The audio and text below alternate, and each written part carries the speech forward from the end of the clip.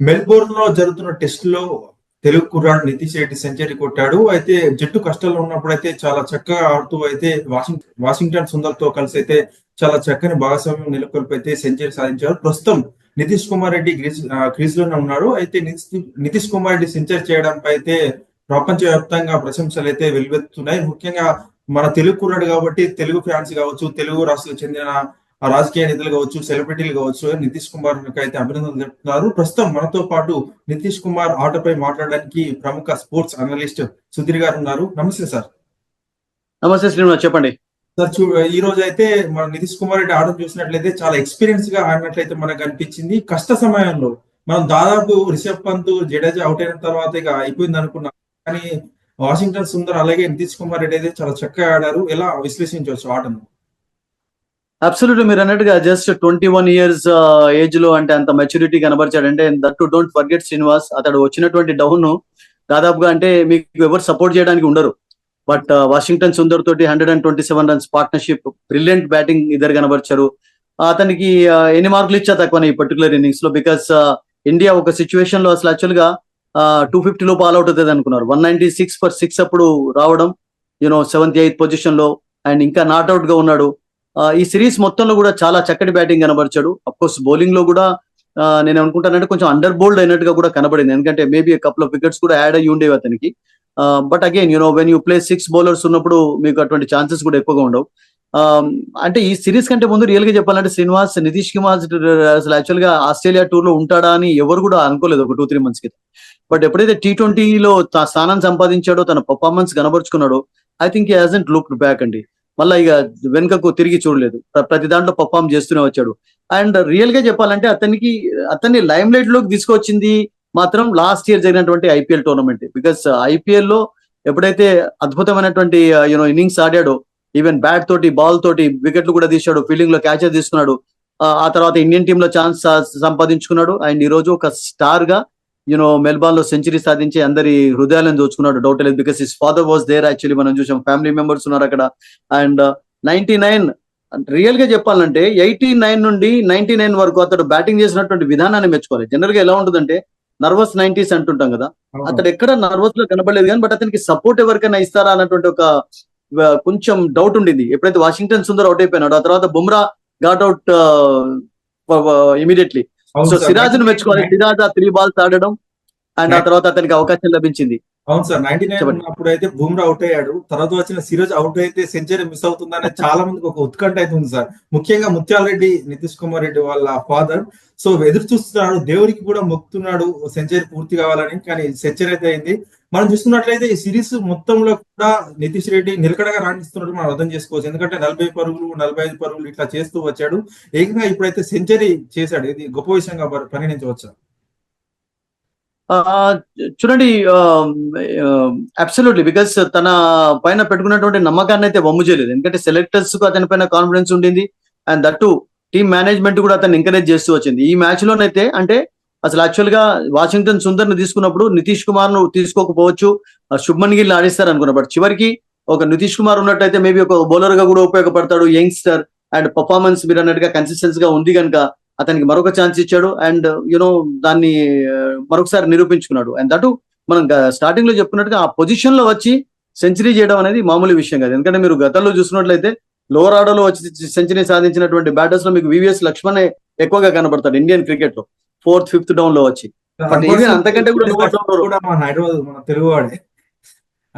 తెలుగు వాళ్ళలో మీరు అన్నట్టుగా జయసింహ సడన్ గా ఆస్ట్రేలియా టూర్ లో వెళ్ళి సెంచరీ సాధించాడు 68 లో.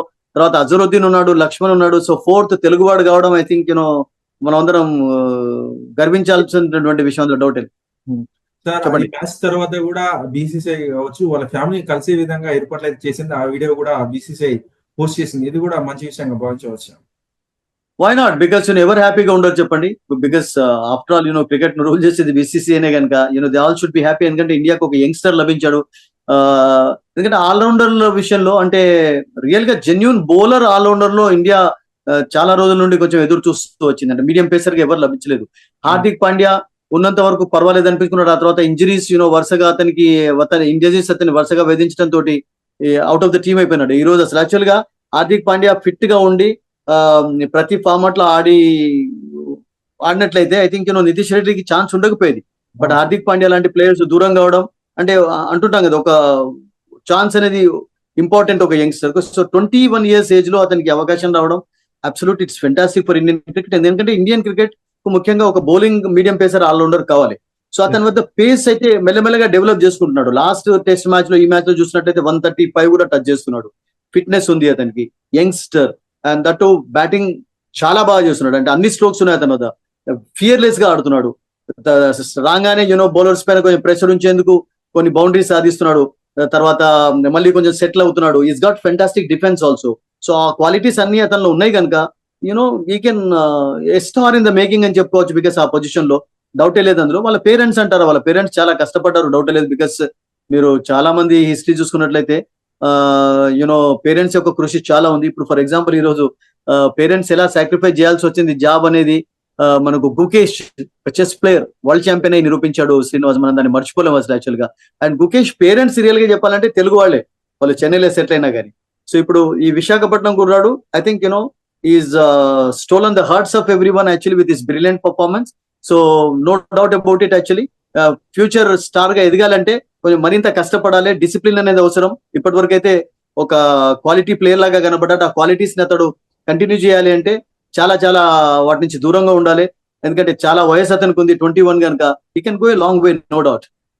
వాళ్ళ పేరెంట్స్ విషయం మనం కంటిన్యూ చేసినట్లయితే శ్రీనివాస్, పేరెంట్స్ వాళ్ళ జాబ్ అంతా వదులుకొని ముఖ్యంగా అతనికి మంచి జాబ్ వచ్చా గానీ ఇతనిలో ఎప్పుడైతే కొన్ని క్వాలిటీస్ కనబడాయి. ఎందుకంటే కూచ్ బిహారీ ట్రాఫీలో కూడా అతను 441 ఒక మ్యాచ్ లో సాధించాడు. సో అప్పటి నుండి అతని పైన ఎక్స్పెక్టేషన్స్ పెట్టుకున్నారు. అండ్ దట్టు ఎంఎస్కే ప్రసాద్ యొక్క కృషి చాలా ఉంది. ఎంఎస్కే ప్రసాద్ అప్పుడు ఆంధ్రాకు ఆఫీసర్ గా ఉన్నప్పుడు, చైర్మన్ గా ఉన్నాడు. టోటల్ గా ఇతని యొక్క టాలెంట్ ను గుర్తించి స్పెషల్ కోచింగ్ అతనికి ఇప్పించడం కూడా మనం ప్రశంసించాల్సింది. ఎందుకంటే MSK Prasad also played a key role in this man's development. ఇప్పుడు నితీష్ కుమార్ రెడ్డి సెంచరీ చేసినప్పుడు అటు సైడ్ అంటే ఆ ఇంట్లో అయితే సిరాజ్ ఉన్నారు. సో ఇద్దరు బ్యాటర్లు మన తెలుగు వాళ్ళే. అప్పుడు ఎలా ఉంటుంది అప్పుడు సిచ్యువేషన్? హైదరాబాద్ చాలా తక్కువ, ఎక్కువ ఉత్తరాది వాళ్ళ డామినేషన్ ఉంటుంది అంటారు. కానీ సెంచరీ చేసినప్పుడు ఇద్దరు మన వాళ్ళే ఉన్నారు. ఎలా ఉంటుంది? ఒకటి ఏమన్నానంటే, నేను మా ఫ్రెండ్ ఒక అతను ఉన్నాడు, అతను కూడా commentator, is Tamil commentator, actually English లో కూడా కమెంటరీ చెప్తుంటాడు, పట్టాభి అని. Is a very good analyst also. మేము ఇట్లాగే చాట్ చేస్తున్నాం అప్పుడు సెంచరీ కంటే ముందు. అతడు సెంచరీ సాధించిన తర్వాత అతడు హైదరాబాద్ సెట్ ద క్రీస్ అంటే నేను అన్నాను ఒకళ్ళు సేవ్ చేయొచ్చు అంటే ఇమీడియట్ గా అతను ఏం పంపాడంటే డిఎస్పీ సేవ్ టీమ్ అని పంపాడు. ఎందుకంటే డిఎస్పీ కదా ఇప్పుడు సిరాజ్ అసలు యాక్చువల్ గా. సో నేనేమన్నానంటే ఫుల్ పోలీస్ ప్రొటెక్షన్ అతనికి ఉంది. ఓకే, ఎండ్ మొత్తం కాపాడాడు. నెక్స్ట్ వస్తున్న మీరు అన్నట్టుగా బౌండరీ సాధించి సెంచరీ కొట్టాడు. సో అలా అప్పుడప్పుడు జరుగుతుంటుంది. అండ్ మార్క్స్ అన్ని కొంచెం సిరాజ్ కి ఇవ్వాల్సింది. ఎందుకంటే ఫస్ట్ బాల్ బీట్ అయిపోయాడు, అవుటే బాల్ కమిన్స్ ది. సెకండ్ బాల్ బౌన్సర్, అక్కడ బౌన్సర్ వేయకుండా కమిన్స్ కొంచెం లైన్ లో వేసినట్లయితే I think it could been different story. Third ball కూడా అతడు వేసింది ఓవర్ కు last ball was a very good delivery. And silly point కు మరింత దగ్గరలో కూడా ఫీల్డ్ తీసుకొని వచ్చాడు కమిన్స్. బట్ అయినా కానీ డెడ్ బ్లాక్ లాంటి ఒక డిఫెన్స్ ఆడడం అనేది సిరాజ్ ఫుల్ మార్క్స్ అక్కడ ఇవ్వాల్సిందే. Because his role definitely bigger గానే ఉంది. ఎందుకంటే ఒకవేళ అతడు అవుట్ అయినట్లయితే 99 నాట్ అవుట్ గా ఉండేవాడు.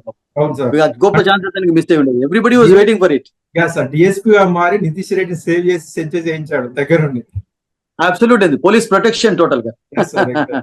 అండ్ ఇప్పుడు ఫ్యూచర్ లో అయితే ఇప్పుడు నితీష్ కుమార్ రెడ్డి 8వ వికెట్ లో ఆడారు. సో భవిష్యత్తులో ప్రమోషన్ వచ్చే అవకాశం ఉంటుందా? చూడండి, మీకు 10th డౌన్ లో బ్యాటింగ్ చేసి ఓపెనర్ గా ఆడినటువంటి ప్లేయర్స్ కూడా చాలా మంది ఉన్నారు. క్రికెట్ హిస్టరీలో ఉన్నారు, చరిత్రలో ఉన్నారు. మీకు అందులో Ravi Shastri great example. Ravi Shastri 10th నుంచి తన న్యూజిలాండ్ లో 81 లో స్టార్ట్ చేసినప్పుడు 10th డౌన్ లో వచ్చి బ్యాటింగ్ చేసేది, బౌలర్ గా వచ్చాడు. ఆ తర్వాత బ్యాటింగ్ ఆల్రౌండర్ గా మారాడు. ఇప్పుడు ఇతడు బ్యాటింగ్ ఆల్రౌండర్ గా స్టార్ట్ అయినాడు కనుక ఇతడు బౌలింగ్ ఆల్రౌండర్ గా ఎదగాలని చెప్పి అందరూ కోరుకుంటున్నారు. Because India needs one good bowling allrounder also. So అతనికి క్వాలిటీస్ ఉన్నాయి, ఇతనికి పేస్ ఉంది, కొంచెం ఏజ్ కూడా అతని వైపు ఉంది కనుక he can definitely top order లోకి వెళ్లే ఛాన్సెస్ లేకపోలేవు. ఎందుకంటే ఇప్పుడు విరాట్ కోహ్లీ రిటైర్మెంట్ కు దగ్గరలో ఉన్నారు, రోహిత్ శర్మ దగ్గరలో ఉన్నాడు, Rahul 34 maybe couple of years లో అది కావచ్చు. అప్పటి వరకు మీరు అన్నట్టుగా బట్ ఎక్కడ బ్యాటింగ్ చేసా గానీ ఆడే కెపాసిటీ అయితే అతనికి ఉన్నట్టుగా కనబడుతుంది. మీరు Laxman for example lower order లో బ్యాటింగ్ చేసినప్పుడు నెవర్ మైండెడ్ దట్. యాక్చువల్లీ అతనికి ఇచ్చినటువంటి జాబ్ ను అతను ఖచ్చితంగా చేయడమే చూశాడు కానీ నన్ను ఎక్కడ బ్యాటింగ్ చేస్తున్నాను. Laxman even batted as an opener also, మన అందరికి తెలుసు. ఫస్ట్ డౌన్ లో ఆడాడు వన్డేలలో టెస్ట్ మ్యాచెస్ లో. సో ఆ తర్వాత 5th డౌన్ లో ఆడినటువంటి ఎగ్జాంపుల్స్ కూడా చాలా ఉన్నాయి. సో ఇప్పుడు అతనిలో మంచి డిఫెన్స్ ఉంది. ఇప్పుడు కావాల్సింది ఏంటంటే ఈవెన్ సెకండ్ న్యూ బాల్ ను కూడా చాలా చక్కగా అతను ఎదుర్కొన్నాడు కనుక మేబీ ఇలాగే తన యొక్క క్వాలిటీస్ ను మెరుగుపరుచుకున్నట్లయితే మీరు అన్నట్టుగా అబ్సల్యూట్ శ్రీనివాస్ రేపు టాప్ ఆర్డర్ లో బ్యాటింగ్ చేసే ఛాన్సెస్ కూడా అతనికి లభించవచ్చు. And that can be good for him also, no doubt. ఇప్పుడు మెల్బోర్న్ టెస్ట్ లో ఎలా ఉంటుంది సార్ సిచ్యువేషన్? ఇంకా ఇండియా అయితే 100 రన్స్ పైగా అయితే వెనుకంజలో ఉంది. సో టెస్ట్ ఎలా మారుతుంది అనుకుంటారు? శ్రీనివాస్, మెల్బోర్న్ ఎలా ఉంటుందంటే last 4th and 5th day, అంటే రేపు 4th డే కనుక 4th డే ఆఫ్టర్నూన్ నుండి కొంచెం డిఫరెంట్ వికెట్ అవుతుంది. ఇప్పటి వరకు బ్యాటింగ్ మనం కండిషన్స్ చూసాం కదా, కొంచెం అప్పుడప్పుడు బాల్ స్టార్టింగ్ లో లో కావడం చూసాం. బట్ సడన్ గా ఒక్కొక్కసారి బాల్ లో కావడం, బౌన్స్ కావడం కూడా, అన్ఈవెన్ బౌన్స్ కూడా చాలా చాలా ఇబ్బంది పెడుతుంటుంది. మెల్బోర్న్ కు ఉన్నటువంటి ఆ గుణం అంటారు, ఆ క్వాలిటీ ఆ పిచ్ లో ఉంటుంది మీకు అసలు యాక్చువల్గా. బట్ ఇప్పుడు ఇండియానైతే ఇప్పటికీ ఇంకో కొంచెం ప్రెషర్ ఉంది. ఎందుకంటే 100+ లీడ్ ఒకవేళ ఆస్ట్రేలియాకు లభించినట్లయితే, if for example if they score 150, 200 score చేస్తే ఐ థింక్ ఆ 250+ ఏదైనా చేంజ్ చేయడం కూడా ఇండియా కష్టం కావచ్చు. అండ్ లాస్ట్ మ్యాచ్ లో 85 for 7 కూడా ఆస్ట్రేలియా చేయగలిగారు Indian. Don't forget that Brisbane లో Yes, sir. ఒక అటువంటి పర్ఫార్మెన్స్ ఎవరైనా బౌలర్స్ పర్ఫార్మ్ చేసినట్లయితే ఆస్ట్రేలియాకు 100 దగ్గరలో లీడ్ లభించా కానీ ఐ థింక్ ఇండియాకు ఛాన్స్ ఉంటుంది. But anything about 200 last day కానివ్వండి, 4th డే ఆఫ్టర్నూన్ చేంజ్ చేయడం మెల్బోర్న్ లో చాలా కష్టంగా ఉంటుంది. డోంట్ ఫర్గెట్ మనం ఒకసారి గతంలో 1981 ఎగ్జాంపుల్ ఇవ్వాలి అంటే ఆస్ట్రేలియా 143 చేంజ్ చేయలేదు, 80+ ఆల్అౌట్ అయిపోయినారు. Kapil Dev came on final day, he picked 5 wickets. So అలా చాలా చాలా మెల్బోర్న్ లో జరుగుతున్నాయి. లాస్ట్ టైం 2021 లో కూడా ఇండియా మెల్బోర్న్ లో విక్టరీ సాధించింది. విరాట్ కోహ్లీ ఇండియాకి వచ్చిన తర్వాత ప్యాటర్నిటీ లీవ్ లో రహానే స్కోర్డ్ సెంచరీ అండ్ మరొక సెంచరీ అని ఈ రోజు చూసాం. అండ్ మెల్బోర్న్ ఎప్పుడు కూడా ఇండియాకు ఒక హ్యాపీ హంటింగ్ గ్రౌండ్ గానే ఉంది ఆస్ట్రేలియాలో, no doubt about it. India has always perform better here when you compare to other grounds actually ఆస్ట్రేలియాలో. సో ఆ ఛాన్స్ కూడా ఉండొచ్చు. బట్ అలా ఉండాలి అంటే ఈ ఇద్దరు కలిసి ఇంకొక 30-40 రన్స్ యాడ్ చేసి ఆస్ట్రేలియాకు 60-70 లీడ్ కంటే ఎక్కువగా ఇవ్వకపోయినట్లయితే India, I think Indians can have a chance. But we have to wait tomorrow morning session ఎలా ఉంటుందో చూడాలి. మరి ఈ రోజు అయితే జట్టు కష్టాలు ఉన్నప్పుడు రిషబ్ పంత్ అయితే చాలా డిఫరెంట్ గా ఆడదామని ట్రై చేశాడు. అయితే అప్పటికి ఆస్ట్రేలియా ముందుగానే అక్కడ ఫీల్డర్లను అయితే మోహరించింది. సో రిషబ్ పంత్ ఆటను ఎలా విశ్లేషించవచ్చు?